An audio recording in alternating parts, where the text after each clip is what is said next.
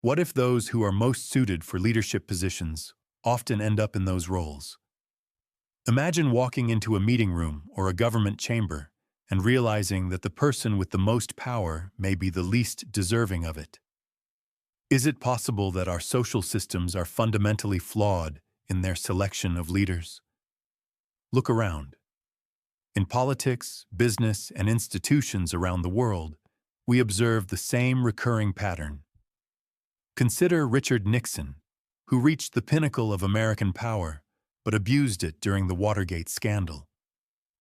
Despite his intelligence and experience, his paranoia, deceit, and moral compromises led to his downfall. Yet it was precisely these traits, his ruthless pragmatism and willingness to break the rules, that helped him ascend the political ladder. Nearly 500 years ago, Niccolò Machiavelli noticed the same pattern in Italy during the Renaissance. In his controversial masterpiece, The Prince, he wrote, "People judge more by what they see than by what they feel, because all can see, but few can feel. Everyone sees how you appear. Few know what you are really like." In other words, appearance often triumphs over reality when it comes to leadership. Machiavelli did not advocate for deceit. He described an uncomfortable truth about human psychology and the dynamics of power, which modern research has confirmed. A study in the journal Personality and Social Psychology found that overly confident individuals are often perceived as more competent, even when their actual abilities do not justify that perception. Today, we will explore why our leadership systems regularly reward traits that should disqualify candidates: narcissism, dishonesty, and even foolishness. We will examine how Machiavelli's 16th century ideas align with what contemporary psychological research reveals about human behavior in power structures. We will also look at exceptions, leaders and organizations that have managed to break this mold and what we can learn from them. A prince must consider how to avoid things that make him hated or despised. He becomes despised if he is seen as fickle, frivolous, cruel, indecisive. From all of this, a prince must guard himself as if from a rock. When Machiavelli wrote these words, he acknowledged something important about leadership positions. They reward those who demonstrate unwavering confidence and decisiveness. In modern terms, this means that narcissistic personalities often have a significant advantage in leadership contests. Imagine being lost in a forest with a group of strangers. Two people offer to lead.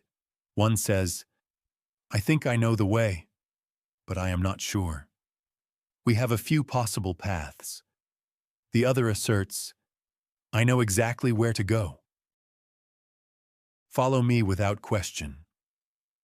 Although the first person honestly admits to the uncertainty that is inherent to anyone in unfamiliar territory, most groups will follow the second person.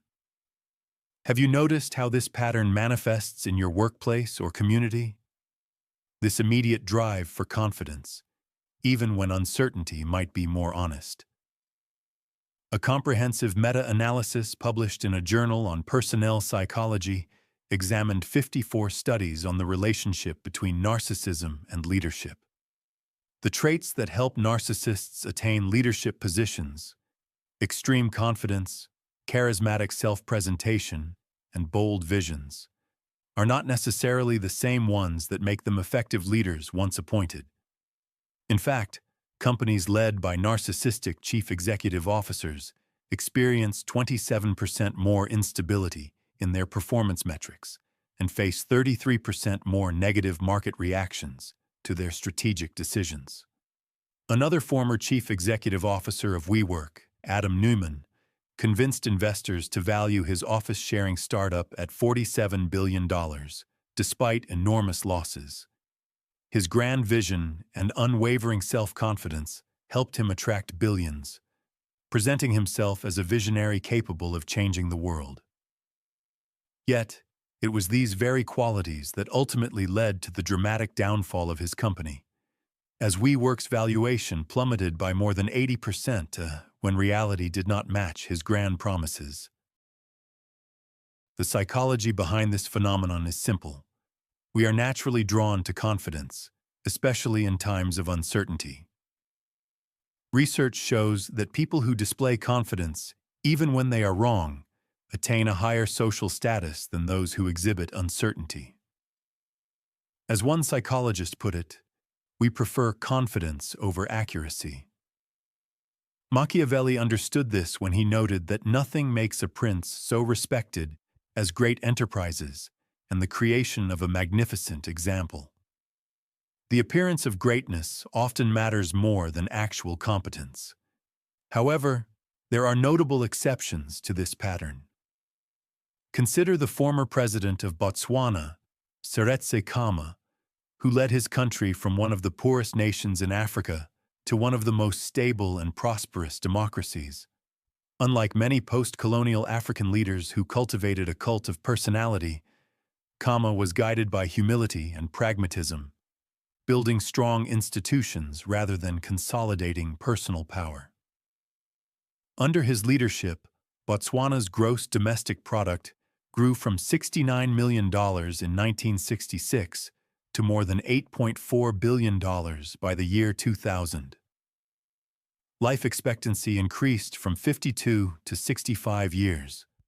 His leadership demonstrates that while narcissism may provide an advantage in gaining power, stability, integrity, and genuine concern for the well-being of citizens can create a more enduring legacy of leadership. When you think about leaders who have truly transformed their organizations or communities, have you noticed the distinction between the qualities that help a person gain power and those that help them use it effectively? Everyone acknowledges how commendable it is for a prince to keep his word and behave with honesty rather than cunning. However, our experience shows that those rulers who reached great heights often did not place much importance on loyalty to their word and were skilled at cleverly managing the perceptions of people. This is perhaps one of the most well-known observations by Machiavelli, asserting that successful leaders often resort to deception. Modern readers are often shocked by his seemingly approving stance on lying, but Machiavelli did not endorse dishonesty as a moral good.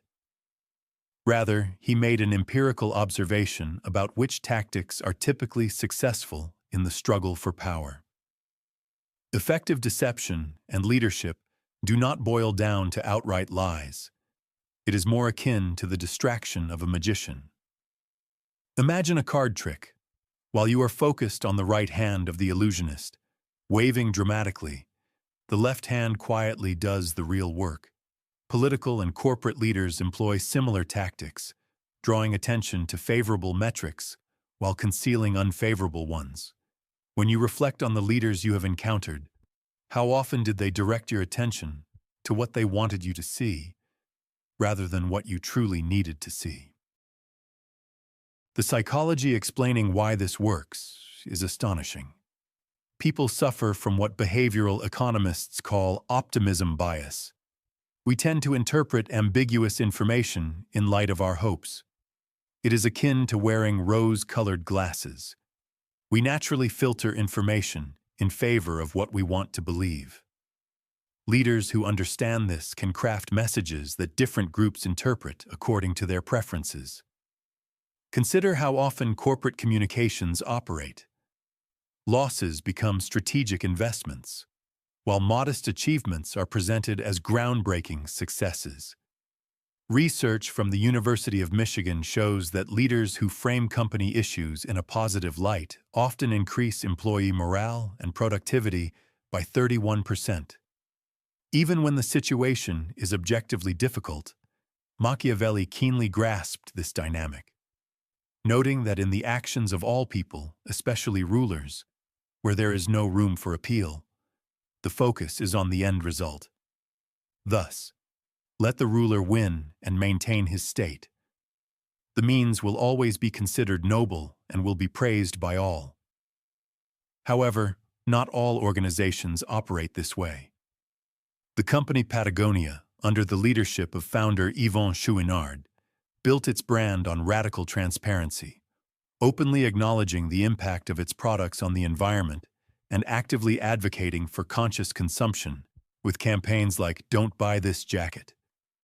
This unexpected approach to honesty did not harm the company. It strengthened customer loyalty and created an authentic brand image that is hard to compete with. In fact, during the period of radical transparency, Patagonia's revenues grew from $295 million to $1.5 billion, while customer loyalty metrics exceeded industry standards by 38%. The most dangerous deception is not what leaders tell their followers, but what they tell themselves. A study conducted in the year 2023 in the field of organizational behavior and decision-making processes found that power increases self-deception by 42%. Scholars are increasingly convinced by their own narratives, even when evidence contradicts them. This creates a troubling feedback loop, where leaders who believe in their myths become more persuasive to those around them, reinforcing their power and amplifying self-deception. However, the first way to assess a leader's mind is to look at the people they surround themselves with. In this regard, Machiavelli reveals something remarkable. Truly intelligent leaders surround themselves with other smart individuals, while insecure leaders surround themselves with fools. This creates a paradox in leadership selection. Leaders who appear intellectually simple can sometimes gain an advantage that more thoughtful leaders lack. Imagine it as a test of likability in politics. The idea is that voters often prefer candidates with whom they would enjoy having a beer. Those who seem too intellectual or complex are not just anecdotes. This is based on psychology. Social scientists refer to this as the prototypical effect, a phenomenon where highly competent individuals who demonstrate minor weaknesses or simplicity become more approachable and likable than those who appear flawless or intellectual. When you think of leaders who have quickly risen in your field, are they the most thoughtful, nuanced thinkers, or those who offer simple, decisive answers with unwavering confidence? Have you noticed how we often confuse status with clarity? George W. Bush's communication style during his presidency is an interesting example. Despite graduating from Yale and Harvard Business School, he consciously chose a simpler communication style that resonated with many voters, for whom a more intellectual presentation might have been off-putting. The psychology behind this phenomenon reveals much. People experience an inherent discomfort with ambiguity and complexity. We crave certainty even when it is impossible. Leaders who offer simple stories and clear answers appeal to this psychological need, even when complex problems require nuanced solutions. A study from Stanford involving 952 chief executive officers showed that leaders who used simpler language were 23% more likely to get hired and received starting compensation packages that were 16% higher. However, they also showed worse results in complex business environments, where nuanced thinking was required, 31% more often. Machiavelli understood this when he advised that a prince should have no other aim or thought, and should not choose anything for his study except war, its rules and discipline, for this is the only art that a ruler should master. This is not only about military affairs. It is about focusing on what seems most practical and straightforward, rather than on abstract or theoretical considerations. This creates what can be called a complexity trap in leadership. Those who are truly capable of navigating the complexities of leadership are often less likely to be chosen for leadership positions. Their understanding of complexity makes them less decisive and confident compared to simpler competitors. It is better to be feared than loved if one cannot be both. This well-known saying from Machiavelli reflects a deep paradox of leadership psychology. Empathy and traditional virtues, while morally commendable, can sometimes become strategic vulnerabilities in the context of leadership. Machiavelli did not suggest that leaders should be cruel. He clearly warned against behavior that incites hatred. Rather, he acknowledged that excessive empathy can hinder leaders from making necessary but difficult decisions. Psychological research supports this observation. A study published in the journal Personality and Social Psychology showed that individuals in positions of power exhibit reduced activity of mirror neurons, the brain's empathy mechanism, when they observe the suffering of others. The researchers concluded that reduced empathy may be an adaptation that helps individuals make complex decisions in leadership. This can be compared to the detachment of a surgeon.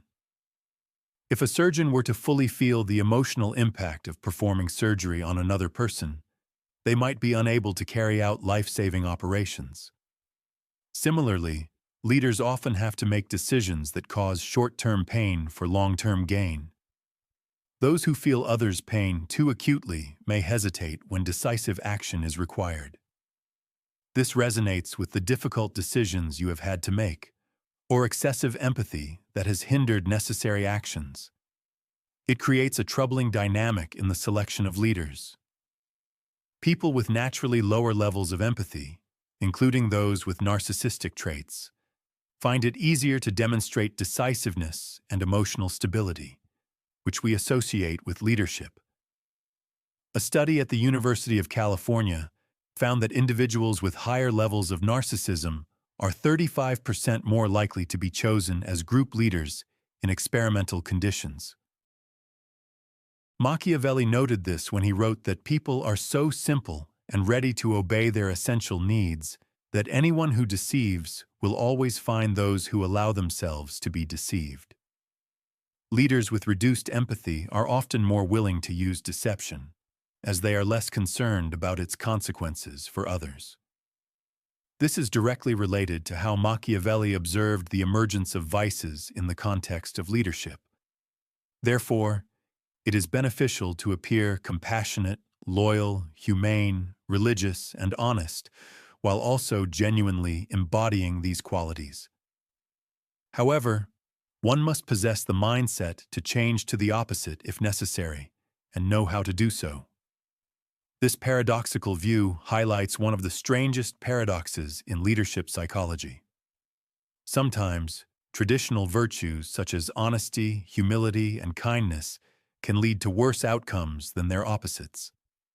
This occurs not because virtues are inherently bad, but because their effectiveness is entirely context-dependent.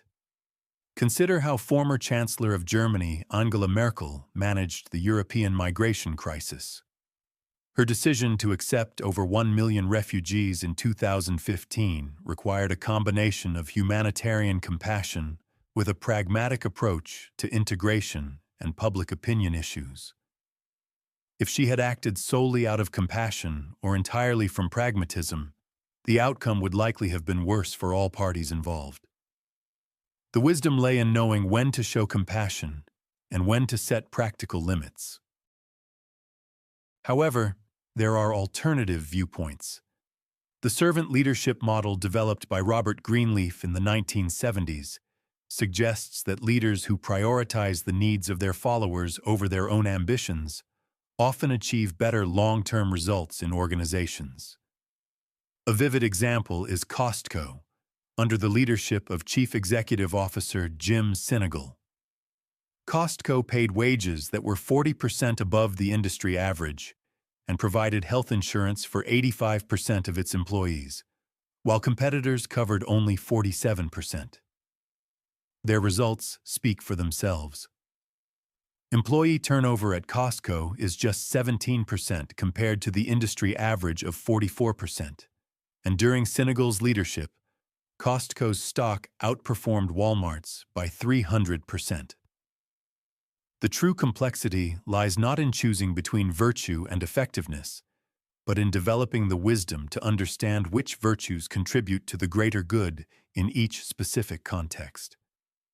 As Aristotle, whom Machiavelli undoubtedly read, asserted, Virtue lies not in following rigid rules but in applying principles according to the unique situation.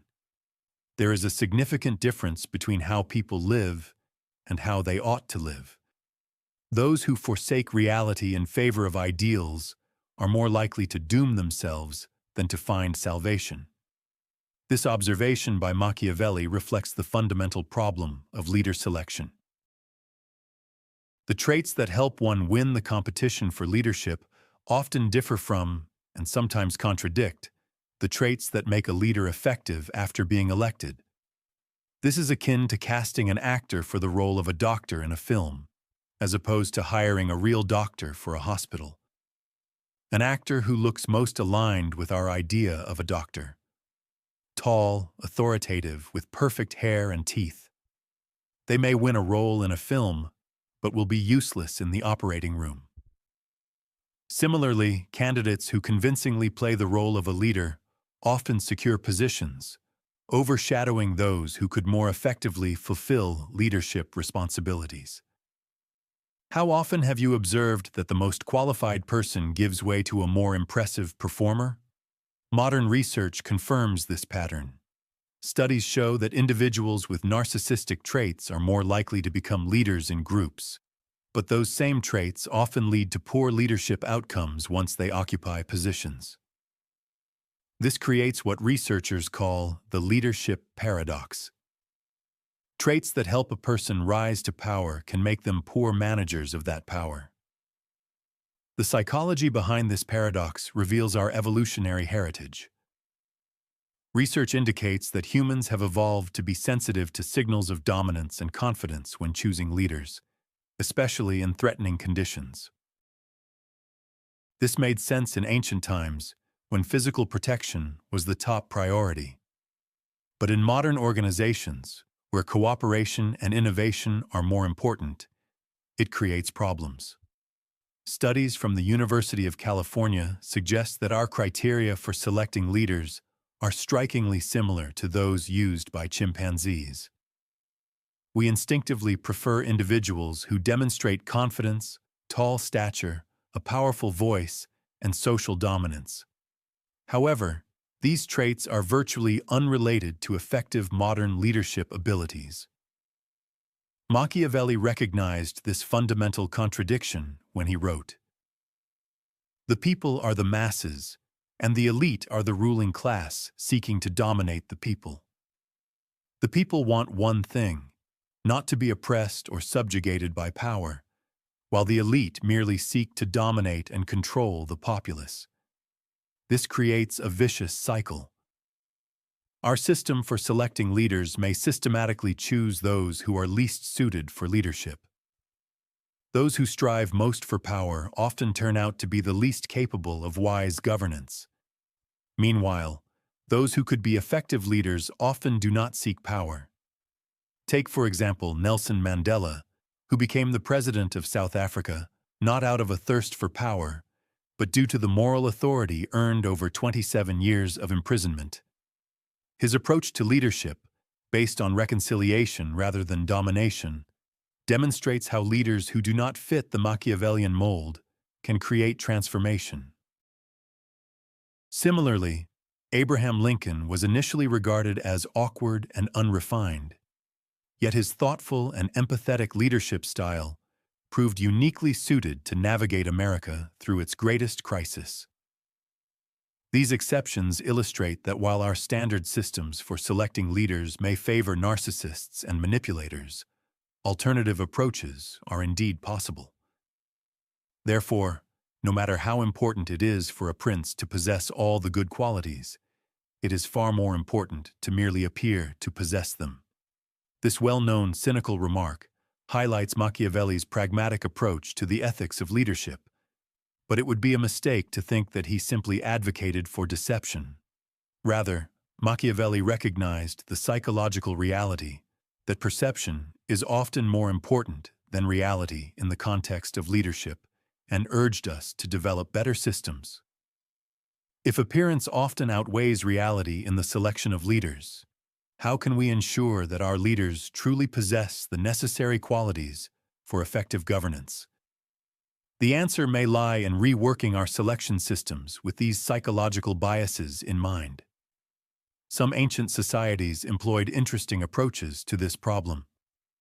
The Venetian Republic utilized a complex system that combined elections and random selection to choose its doge, partly to prevent any faction from seizing power. In some societies, it was customary for leaders to periodically relinquish power, which helped avoid the psychological corruption associated with prolonged control. Modern organizations are beginning to experiment with similar innovations. For example, the largest water associations and the largest hedge fund in the world are implementing what their founder Ray Dalio calls radical transparency. This is a system where employees at all levels can critique management decisions, and even the work of the chief executive officer is regularly evaluated based on anonymous feedback. This approach helps to avoid the vicious cycle that typically reinforces narcissistic leadership styles. Drawing on Machiavelli's wisdom and contemporary psychological research, there are several reforms that organizations can adopt to protect themselves from manipulative or corrupt leadership. First, preference should be given to actual results rather than impressions during interviews. Research shows that past behavior is a much better predictor of future actions than success in a challenging conversation. Furthermore, before appointing someone to a permanent leadership position, it is essential to include mandatory probationary periods. During these periods, feedback should be gathered from all levels, known as a 360-degree review, before making a long-term decision. Another important safeguard is the separation of powers between proposing actions and approving them. When one person holds both roles, it creates a dangerous concentration of influence and opens the door to unchecked manipulation. To prevent groupthink and ensure that important decisions are thoroughly vetted, organizations should appoint someone to formally act as a devil's advocate. Their task is to challenge assumptions, ask questions of the leader, and ensure that alternative viewpoints are considered. Finally, the implementation of term limits and the rotation of leadership positions can help combat the psychological decay that arises from the prolonged hold on power. After all, if this is not monitored, power tends to corrupt. This is a lesson that Machiavelli understood better than many. Perhaps the most important aspect is his understanding that we should focus less on individual leaders and more on institutional constraints.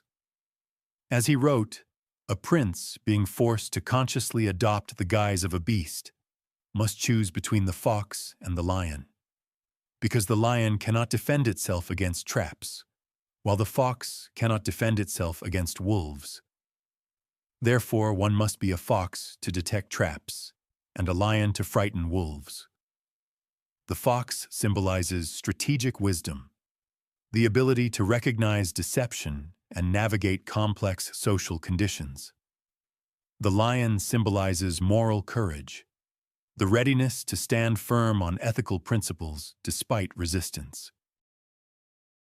But perhaps the most important thing is not in individual leaders, but in creating systems where even imperfect leaders can yield good results.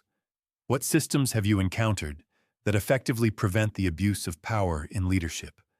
James Madison, one of the founding fathers of the United States, recognized the Machiavellian principle when creating the United States Constitution. If men were angels, he wrote, government would not be necessary. Instead of seeking ideal leaders, Madison developed a system of checks and balances capable of functioning even with imperfect and self-serving leaders. This is truly a Machiavellian solution in the best sense of the word. Modern research and organizational psychology show that the effectiveness of leadership depends more on context than on the individual qualities of leaders. The same person can thrive in one role and fail in another without any change in character, simply because different situations reward different qualities. This suggests that we should focus less on finding ideal leaders and more on creating systems that bring out the best qualities in the leaders we have. We have explored why leadership often rewards narcissists, liars, and fools. Not because these traits make good leaders, but because they provide an advantage in the selection processes for leaders.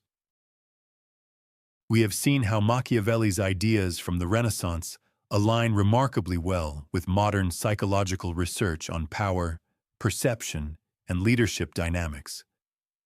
However, we have also discovered exceptions to these patterns and possible solutions. The uncomfortable truth is that our systems for selecting leaders, whether in politics, business, or other fields, often prioritize the wrong traits.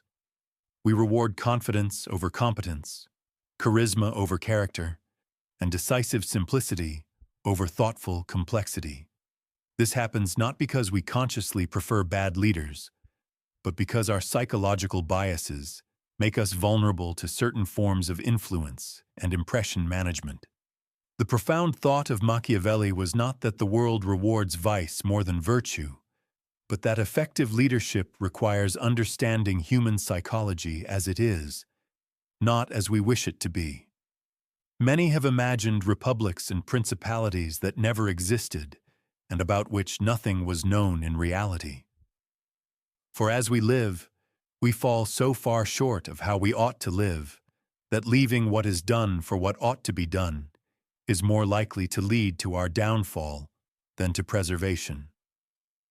Understanding these dynamics is the first step toward changing them.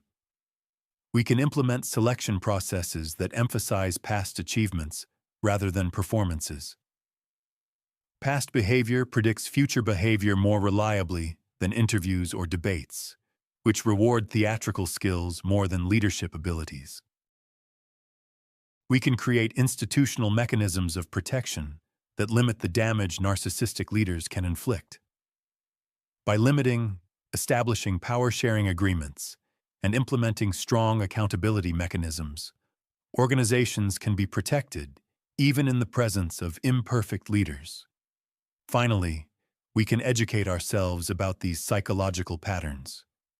By understanding how narcissism, strategic deceptive behavior, and false simplicity influence our perceptions of leadership, we become less susceptible to their allure. We can learn to distinguish true confidence from narcissistic self-approval.